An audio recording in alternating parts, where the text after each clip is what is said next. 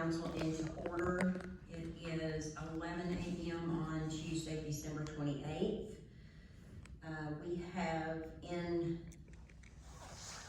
person today, I just lost my train of thought, I'm sorry. Jim Wright Jr., council member.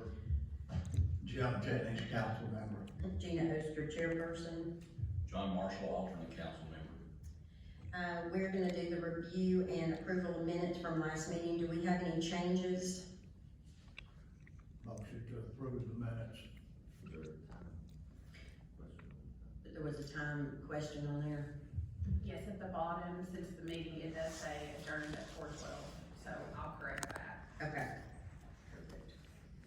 All right, and, all the other minutes were right. So do I have a motion? That correction, motion to approve. Second. All in favor, aye. All opposed, none. We're gonna set the date for the next meeting. We're actually gonna do that at the call of the chair because the, it's getting really difficult to get these rooms right now as we're leaving the AJ building and gonna be moving over there, so we'll make that set at the call of the chair. Old business. We are gonna go ahead and set, Martha Dooley's hearing for January 19th and 20th. And we will be having a hearing officer presiding over, the hearing, and that's gonna be Judge Sharon Bell. So, that way, we will have that taken care of. And also, Myers, could you give us an update on the bill? It was for the emergency workers. Do you have an update on that for, I understand the law director sent a memo out on that there. Did y'all not see that? we saw it, but I didn't know if you guys had found anything else out with any of the legislature. The way that what you're entitled, what the procedure is for you all and whoever else to contact your state legislators Okay. to tell them, we want this. I've already done that on my end, but I wasn't sure if there was anything else from the law department. That's all the Okay. procedures that there is that we can do. Okay, for I state. did contact, Senator Massey to go ahead and get that started. She's actually looking into that, for people who wasn't here last time. There was a bill written, I think it was last year, and it was to cover, emergency workers and first responders. And it was gonna cover for COVID if they got sick from COVID, and it was on-job, work. OJI, I'm sorry. And, actually, police officers weren't included in that. And so Councilmember Wright brought that to our attention, brought it to the law department looked it up, and then, I contacted Senator Massey, and Senator Massey is now looking into trying to add the police officers into that, considering you guys are, usually first ones in the door. So, hopefully, we won't know anything until January if that gets picked up towards the end of January, 1st of February, but I'll keep everybody apprised to that. Consideration of recommended policy and procedure changes. So Ms. Taylor is just gonna read through these so we can have them on record, and then we'll approve them all as a group together. We don't have to do it individually. I know that you all have had a chance to review these, so I just wanna hit on them, but if you have any questions or specifics, these are things that Myers and I have worked on. Most of them are just matching the current policies and procedures to the ordinance changes that were made this year. In the fall, probably September, I believe, maybe August, and a couple of them are rule changes. So 4.2.1 is the meetings, and that is just adding the ordinance that was changed by commission to how the meetings are set and the location, and that all meetings should comply with the strictures of Tennessee open meetings law. 4.2.4 is the sheriff's responsibilities, and that's just adding that to the policies and procedures from the ordinance as well, that the sheriff is required to give immediate report in writing on all appointments, reinstatements, vacancies, absences, or anything to do with the members of the classified service. 6.1.3 is the eligibility requirements, and those are the requirements that you all did vote on to change at the request of the sheriff's office to lower the age of corrections and with the DD 214 waivers. See, 6.1.5 is application for employment, and that is a change that we made because we are now currently only accepting applications online, and that is through the Knox County government website. See, 7.1.1 are a few changes that we probably needed to make a long time ago, and it's just matching the language as far as law enforcement patrol, switching that from patrol to law enforcement to match the current job descriptions. And then the changes in the attachment 1 are from the actual ordinances that are attached. So 4253 is the changing that ordinance for the officers, which was an ordinance change that commission made in August. Let's see, that's for F, for the officers of the council.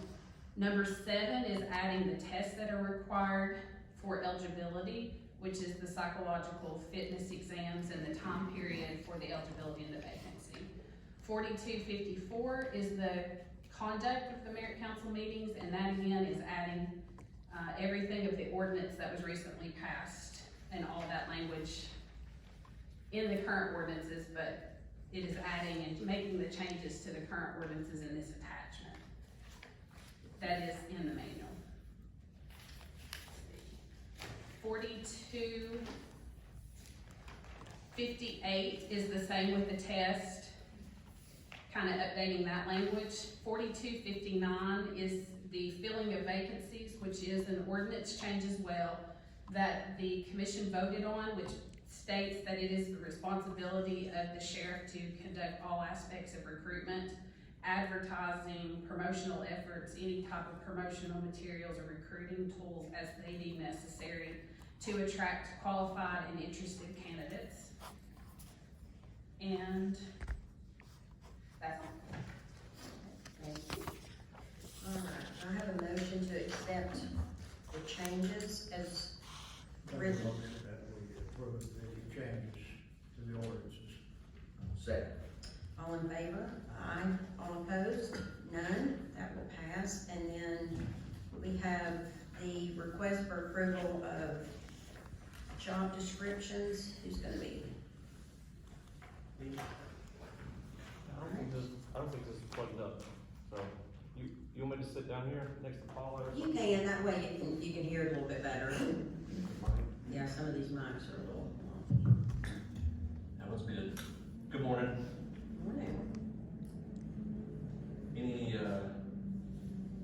Any particular way you want to? I think they're all in the same order, so whichever way you wanna. Okay, so I wanna go,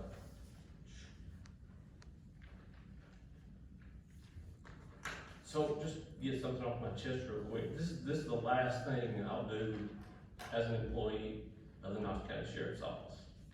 So literally, when I get done presenting this to you, I'm gonna go back to the city county building, I'm gonna get my POV, and I'm leaving for Washington DC. So 25-year career is ending right here. So, the men and women that walked in with me, make me look really good. Obviously, wasn't the lady that cut my hair yesterday that made me look good. So, it's a little short. This, as lieutenant over the forensics unit was, my last position. And something, it needs to be fixed because they're landlocked. There's no room for advancement, there's no room for promotion, the way it's currently set up. So, we kind of, went back and forth on how to do it. But I think we've got a really good plan in place, and I hope that you all supported, the career development program. Did you guys get that? Okay, perfect, good. So what happens, you all have already approved, previously of the 7/8. They come to us as a 7, once they pass the training, they're a grade 8. So that's where this will pick up, from there moving forward. So, I didn't want it to be a give me, where you just sit in a position for a few years and you get promoted, because that doesn't do anybody any good as far as the sheriff's office or the county. So, there's some small tasks that are placed in there, but you have the 3 years to get it accomplished. So, from going to an 8, which is where they're starting now, going to a 10, and you'll see that there's a technician and an officer that are side by side. So you'll have a grade 9 for a technician and officer. So say technician 2 and officer 2. And it'll say job grade is a 9. That's because there again, it's a very unique piece to forensics and forensics only. You're not gonna have this problem on patrol, you're not gonna have this problem in detectives, you're not gonna have this problem anywhere else except in forensics. That's because some take advantage of going to the academy, and becoming a post-certified officer, and some have no interest in being a certified police officer. They want to do forensics and forensics alone. So I have technicians that are non-certified, and I have officers that are certified. So that's why there's 2 paths, but they're the same, but for them to be eligible for these positions, we had to have 2 channels for them to follow. I hope that makes sense. So they're the same position. Unfortunately, we have both types in this unit, and that was the only way to address it. So with going to a 9, regardless of whether you're certified or not, you're gonna have to, you have 3 years in forensics, and then you have to have graduated the National Forensic Academy, which is right here at Hill Ridge. So that once they accomplish that, they can go to a 9. So then there's another 3-year term that would move them to a 10, and that has an instructor development, because between 3 to 6 years, you should be wanting to teach the people that are coming up under you. I hope that makes sense. So then you would be eligible for grade 10. Grade 11, you're gonna have to have continuing education at that point. You should be pretty well versed and set in the forensic science world at that point. Your feet should be, planted firmly, and you should be able to, or you should be wanting to advance a little further and get some more. So we put in 24 hours a year of continuing education in the forensic field, and then you're gonna have to attend a leadership course. That way, so you're already teaching these people, and now we're getting you in line to become that first line of supervision, which brings us to what started this whole show was the sergeant's position in forensics. The way it was presented, I don't know when that was, but years ago, Mackenzie Allen,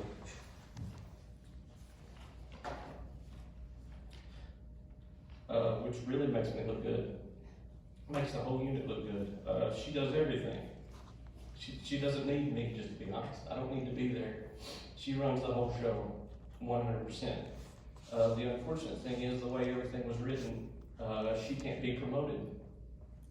So she's stuck, literally stuck. She was a technician for 6 years, and been a supervisor for almost 9.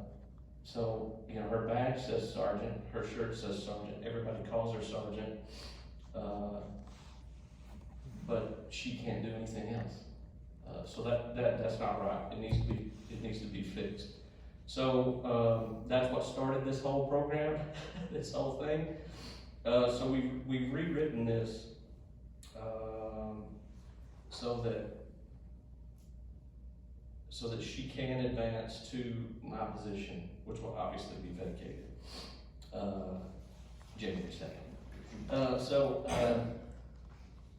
We put the language in there for her to advance the 5 years and all the things that the required things that she's going to have, which she has those and about 1,000 other things to make her fully qualified to run the unit.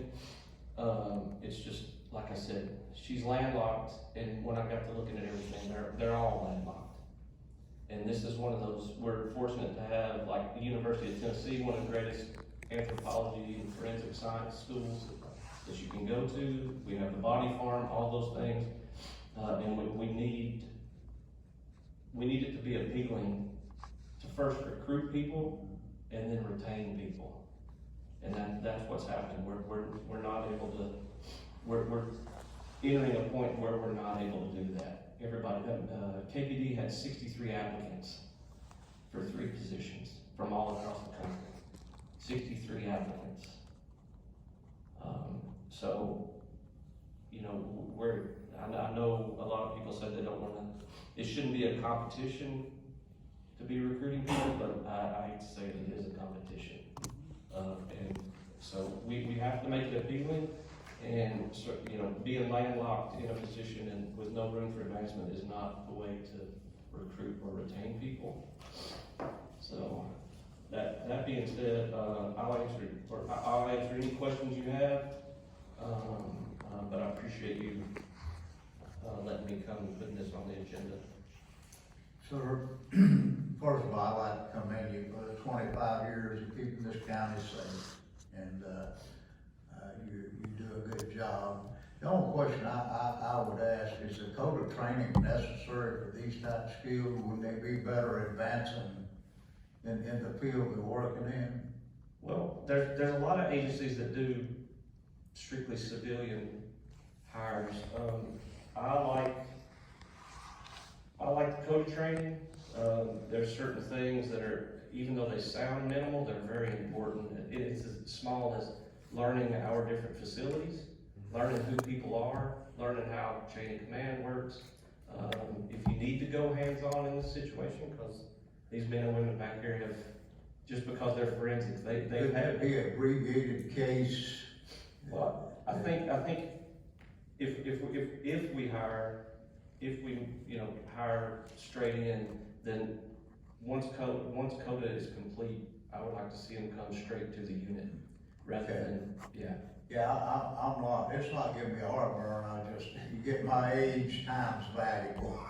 I understand. So, but again, I appreciate what you do, and, I know somewhat about that. There's a young lady who graduated at UT, and worked part-time at CBS, and, so I asked her what her major was. Young people, you encourage them, and she talked around, and I didn't know. And then when she said body farm, that's almost forward now. And I thought, how did this young lady do this? I don't know, but it's a gift, and I did recommend that she contact y'all, but I think she went to work with FBI. So, but I think what you do and your work's important. The forensic tests and stuff, you know, that's what shows up in court if you don't do that right, and bad guys get away sometimes. But thank you, and you must have been a good boss because you got a big crew here. I'm going to assume that they're here. I promised them lunch. Okay. Would any of you young ladies like to speak to the council? We don't get a chance much to talk to y'all directly, but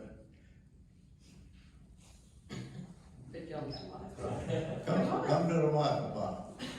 Okay, yeah, come on up. Do you like it works?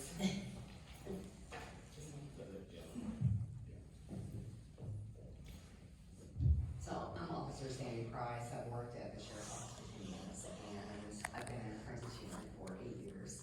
And in order to just a base level of proficiency at our jobs requires almost 1,000 hours of training.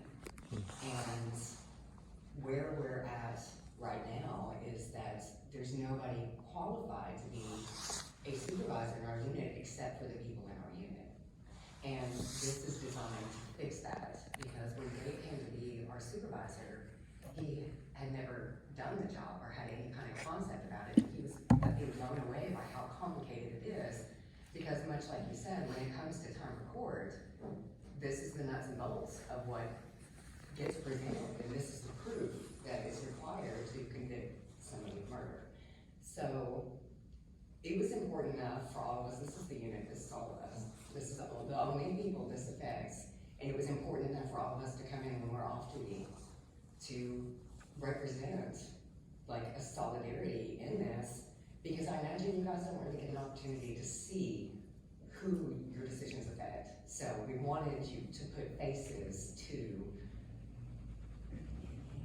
what this means for us and how much it does mean to us. So I think. Well, we love that, and as a council, anytime any of you wanna show up and you wanna tell any of your other people to show up, please do that, cause we would love to be able to do that and be able to see faces and thank you guys that way. So we're always open to anybody being up here, so. Well, we appreciate We that. appreciate it. Appreciate that. So, Yeah. thank you guys, and I hope that this is something that you guys can accept and pass, because it, like I said, it only affects us. Right. So, and we're such a small unit that I think, and it just makes it equal for everyone, so that there is room to move forward and retain people as we It do. makes total sense. Yeah. So, thank you for speaking. It was nice to meet you. Do you have anything, Kim? Gabe, I just want to thank you for your passion and thank you for your service. I really appreciate that. I know you're gonna be leaving, and it sounds like everybody's good with everything, but I just wanna make sure, has everybody in your all's unit reviewed everything? Yeah, to say that there were quite a few roundtable discussions.